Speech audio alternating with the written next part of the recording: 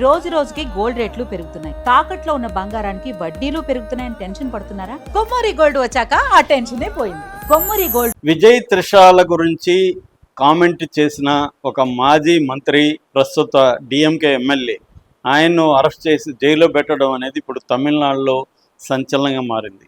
ఎందుకంటే ఇప్పుడు మనం ఆంధ్రప్రదేశ్, తెలంగాణలో చూస్తున్నాం, ప్రత్యర్థుల్ని వేధించడం, ప్రత్యర్థుల మీద కేసులు పెట్టడం, ఏదో ఒక మాట్లాడనని, ఒక మాట చెప్పాడని వాళ్ళ మీద కేసులు పెట్టేయడం, చివరికి జర్నలిస్టుల మీద, సోషల్ మీడియా యాక్టివిస్టుల మీద కూడా కేసులు పెట్టడం అనేది మనం చూస్తున్నాం.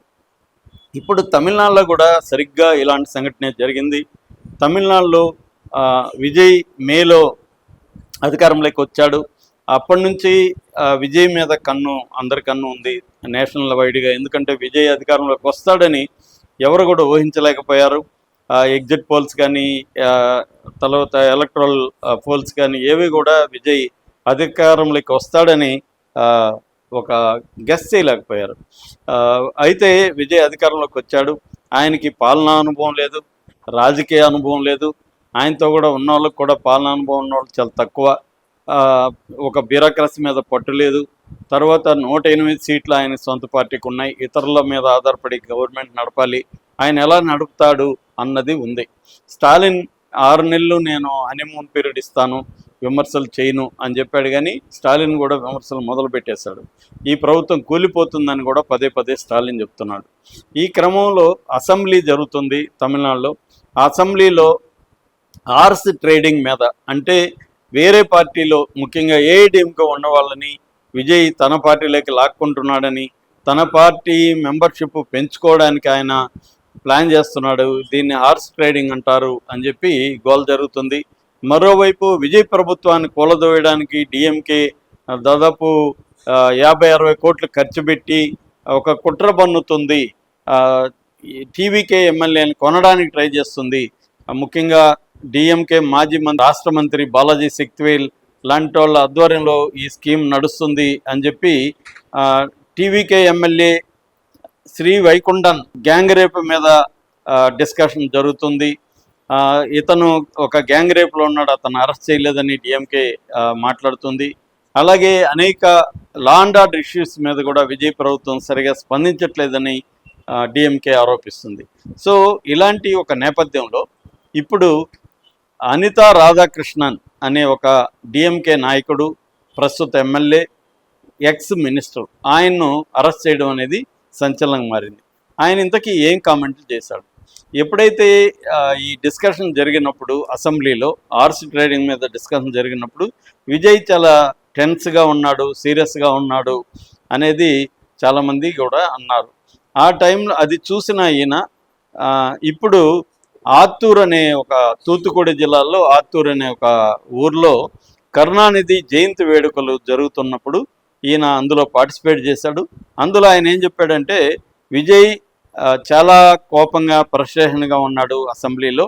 ఆయన ఏమనుకుంటా ఉన్నాడంటే, నేను హాయిగా ఒక హీరోయిన్తో వాళ్ళ ఇంట్లో ఎంజాయ్ చేసుకుంటా ఉంటే నన్ను గెలిపించేశారు, నేను ఇక్కడికి వచ్చి ఈ వీటిలంతా ఇరుక్కుపోయాను అన్న ఫీలింగ్తో ఆయన మొహం పెడుతున్నాడు అని ఆయన కామెంట్ చేశాడు.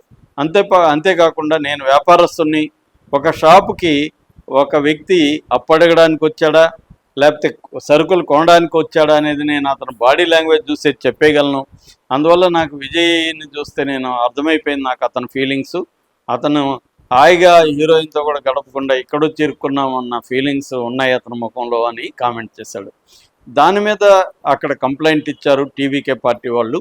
సో దాంతో అతనికి 2 సార్లు, ఈ ఎమ్మెల్యేకి 2 సార్లు సమ్మన్స్ ఇచ్చారు పోలీసులు రమ్మని విచారణకి. కానీ ఆయన 2 సార్లు వెళ్ళలేదు.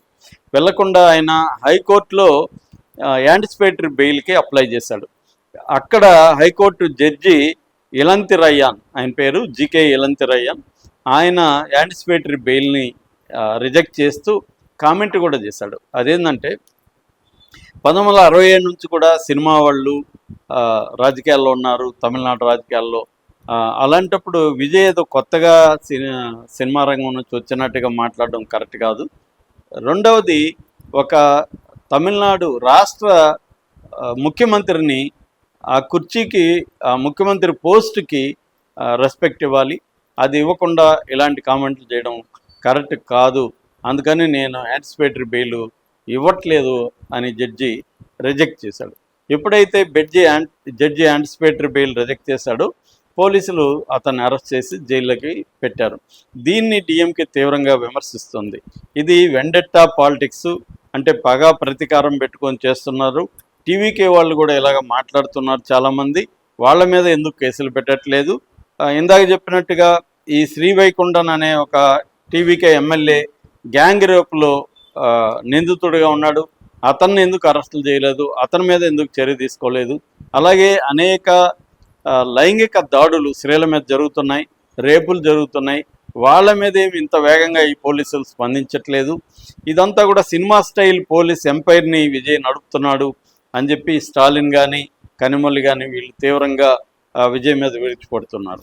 అయితే టీవీకి లీడర్లు ఏం చెప్తున్నారంటే, మేము రూల్ బుక్ను ఫాలో అయ్యాము, అతను అనుచితంగా మాట్లాడినప్పుడు కేసు పెట్టారు, కేసు పెట్టినప్పుడు సమ్మన్స్ ఇచ్చాము, సమ్మన్స్కి అతను హాజరవ్వాలి, విచారణకు హాజరవ్వలేదు, యాంటిసిపేటరీ బెయిల్ కూడా అతనికి ఇవ్వలేదు కోర్టు, కాబట్టి మేము అరెస్ట్ చేసాం. 2 సార్లు సమ్మన్స్ ఇస్తే రాలేదు, యాంటిసిపేటరీ బెయిల్ రాలేదు కాబట్టి మేము అరెస్ట్ చేసాం.